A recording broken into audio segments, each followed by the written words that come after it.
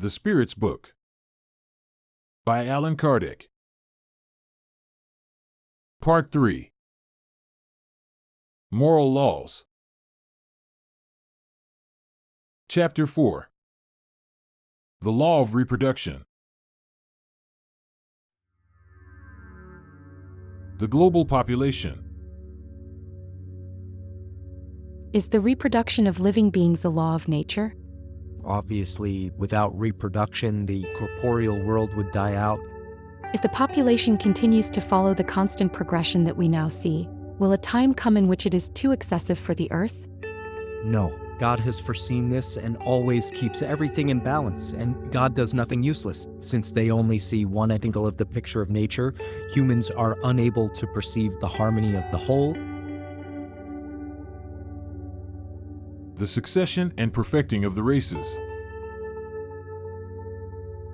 At this moment, there are certain human races that are obviously diminishing. Will a time come when they will have completely disappeared from the earth? Yes, but others will have taken their place, as others will someday take yours. Are the human beings of today a new creation, or are they the perfected descendants of primitive beings? They are the same spirits. They have returned to perfect themselves in new bodies, but they are still far from perfection. Thus, the present human race, which through its growth tends to invade the whole earth and to replace the races that are dying out, will also go through its own period of decrease and extinction.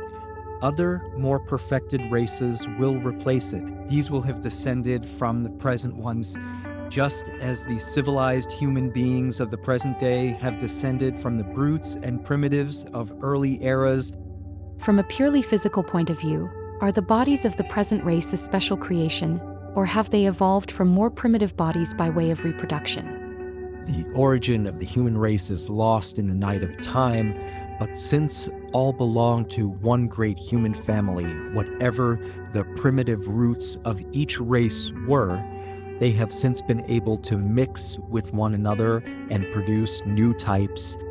From a physical standpoint, what is the distinctive and dominant characteristic of primitive races?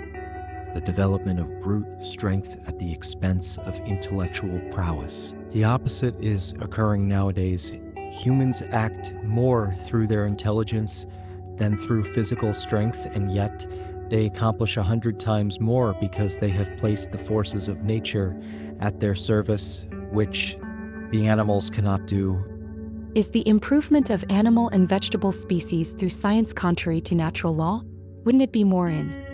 Everything must be done to arrive at perfection. Humans themselves are an instrument that God uses as a means for accomplishing the divine ends. Since perfection is the goal toward which nature tends, to favor such perfection is to correspond to those ends. But in their efforts to improve various species, humans are generally motivated by a personal sentiment that has no other goal than to increase their own enjoyments. Doesn't this diminish their merit?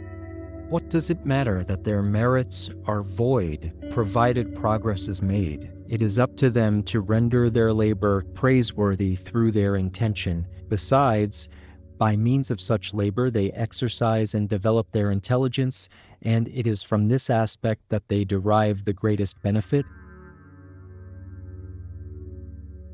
Obstacles to reproduction.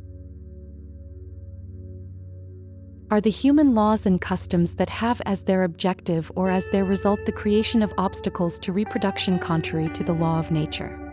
Everything that hinders the operations of nature is contrary to the overall law.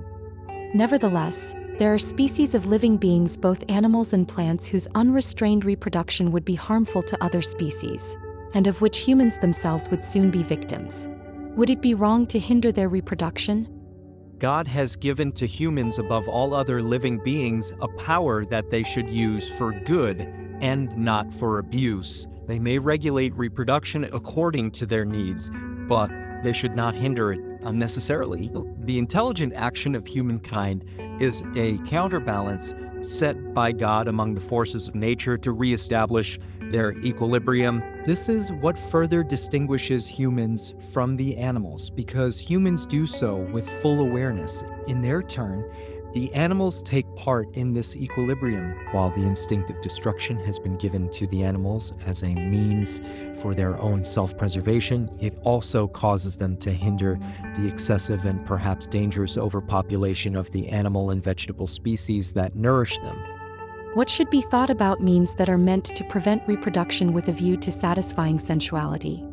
It proves the predominance of the body over the soul and demonstrates how deeply humans are immersed in matter. Marriage and celibacy. Is marriage the permanent union of two individuals contrary to the law of nature? It represents progress in the evolution of humankind.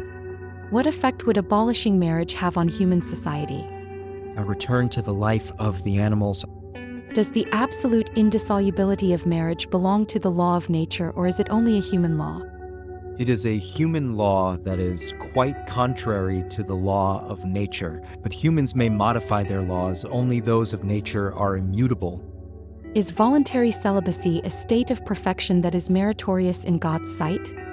No, and those who live that way out of selfishness displease God and mislead others. Isn't celibacy a sacrifice for certain individuals who desire to devote themselves entirely to serving humankind?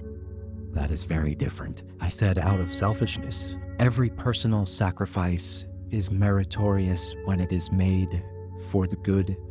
The greater the sacrifice, the greater the merit. Polygamy. Is the approximate numerical equality between the sexes in? Yes, for everything in nature has a final purpose. Which of the two, polygamy or monogamy, is more in harmony with the law of nature? Polygamy is a human law, and abolishing it is a mark of social progress. In God's view, marriage should be based on the love of the individuals who join hands. In polygamy, there is no true love. There is nothing more than sensuality.